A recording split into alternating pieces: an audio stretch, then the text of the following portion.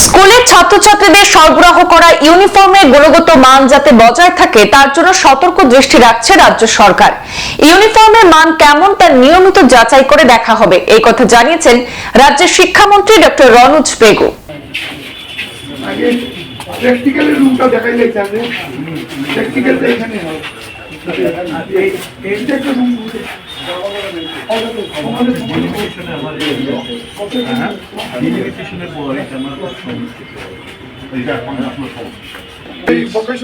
Science, arts, commerce আমাদের একটা stream আছে আর যদি অন্য কোনো যেটা আমার NSQF national skill qualification framework তার অধীনে সেটা অন্য হ্যাঁ NSQF এই কয়েকটা হচ্ছে NSQF এর এটা হচ্ছে নরমাল প্রফেশনাল 1 2 3 4 5 6 7 আজ বৃহস্পতিবার মন্ত্রী শিলচরের নরসিং হায়ার সেকেন্ডারি স্কুল পরিদর্শন করেছেন। পরিদর্শনকালে তিনি প্রার্থনা সভায় যোগ দেওয়ার পাশাপাশি স্কুলের পরিকাঠামোগত দিক খতিয়ে দেখেন। মন্ত্রী রনোজ পেগু জানান, স্কুলে নতুন ভবন তৈরির জন্য ইতিমধ্যে প্রায় 7.5 কোটি টাকা বরাদ্দ হয়েছে।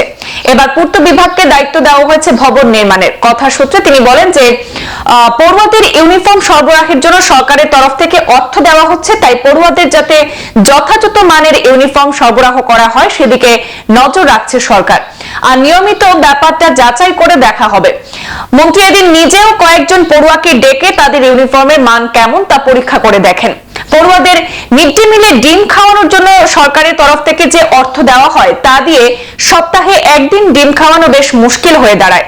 শিক্ষকদের এই অভিযোগ নিয়ে জিজ্ঞেস করলে মন্ত্রী রনোজ পেগু বলেন, বরাদ্দ অর্থে খুচরো বাজার থেকে ডিম ক্রয় করলে আর্থিক টানাটানি হতেই পারে, তবে স্কুল কর্তৃপক্ষকে তো একটা ডিম ক্রয় করতে হয় না, তাদের ক্রয় করতে হয় অনেকগুলো ডিম। পাইকারি বাজার থেকে ক্রয় করলে দর কিছুটা কম পড়বে, তখন বেড়ে যাওয়ার সমস্যা হওয়ার কথা নয় বলে জানিয়েছেন শিক্ষামন্ত্রী Ranoj Pegu.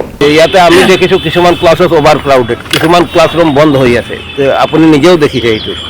Nursing higher secondary school বৰাক উপত্যকাৰ এখন অন্যতম পুৰণি স্কুল, গতিকে এই স্কুলখনত এটা নতুন ভৱন বনোৱা চৰকাৰে ইতিমধ্যে পৰিকল্পনা কৰিছে আৰু শিলচৰ কেবিনেটতো ইয়াৰ সিদ্ধান্ত হৈছিলে। ইতিমধ্যে আঁচনিটো প্ৰায় 7.5 কোটি টকাত অনুমোদন জনাইছে অসম চৰকাৰে। হয়তো টেণ্ডাৰ ইতিমধ্যে আমি PWDক ইয়াৰ দায়িত্ব দিছোঁ নিৰ্মাণ কৰাৰ কাৰণে, গতিকে কোন স্থানত নিৰ্মাণ হ'ব, কেনেকৈ হ'ব সেইটো মই আজি ছাইটটো পৰিদৰ্শন কৰোঁ। একেলগতে আজি গুণোৎসৱ আৰম্ভ হৈছে, এইটো আমাৰ 3rd ফেজ আৰু মানে লাষ্ট ফেজ। এই লাষ্ট ফেজত প্ৰায় 10 লাখ ছাত্ৰ ছাত্ৰীৰ গুণোৎসৱৰ মূল্যায়ন হ'ব।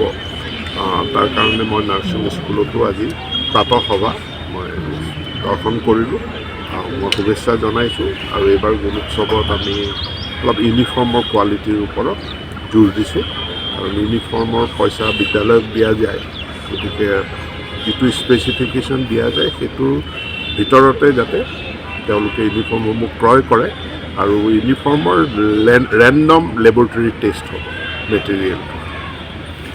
আৰু এটা কথা কুৱেশ্যন ছাৰ, যে মিড ডে মিলত যিখিনি পইচা চৰকাৰৰ পৰা আহে, আমাৰ টিচাৰসকলৰ কমপ্লেইন যে এইখিনি পইচা দিওঁতে কণী সিহঁতে খুৱাব নোৱাৰে, এইটো বজাৰ ৰেটৰ লগত এডজাষ্ট নহয়। তো এইটো কি চৰকাৰে মিড ডে মিলৰ এই চেংচনটো বঢ়াব দিছে নেকি? নিশ্চিত হবে, কাৰণ এইটো দেখা যায় তেওঁলোকে যদি অলপ প্ৰচেষ্টা চলায় যে ৰিটেইল প্ৰাইচৰ লগত যদি আপুনি মিলাব যায় নিমিলে।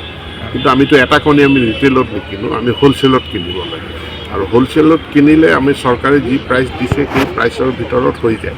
আৰু ইয়াত কুকিঙৰ খৰচটো বেলেগে দিয়া যায়, মেটেৰিয়েল কষ্ট বেলেগে দিয়া যায়, চাউল চৰকাৰৰ তৰফৰ পৰা FCI চাউলটো যোগান ধৰে। গতিকে সামগ্ৰিকভাৱে SMDC এই সম্পৰ্কে সিদ্ধান্ত ল'ব লাগে। সকলো স্কুলে এই ধৰণে চলাই আছে। স্যার, টেলি ক্লাছৰুম আপুনি ইয়াত চালে, এইটো কি অবজাৰভেশ্যন আছে? চ' টেলি ক্লাছৰুম দিয়া হৈছে, স্মাৰ্ট ক্লাছৰুম দিয়া হৈছে, আৰু বিশেষকৈ কেতিয়াবা কোনো বিষয়ত শিক্ষক উপস্থিত থাকিব নোৱাৰিলে, এবচেণ্ট থাকিলে বা টিচাৰৰ শ্বৰ্টেজ থাকিলে আমাৰ এই টেলি এডুকেশ্যন বা স্মাৰ্ট ক্লাছৰুমৰ পৰা তেওঁলোকে যাতে ছাত্ৰ ছাত্ৰী উপকৃত হয়। সংবাদ এই পর্যন্তই, ফিরছি পরবর্তী অন্যান্য আপডেট নিয়ে। ধন্যবাদ।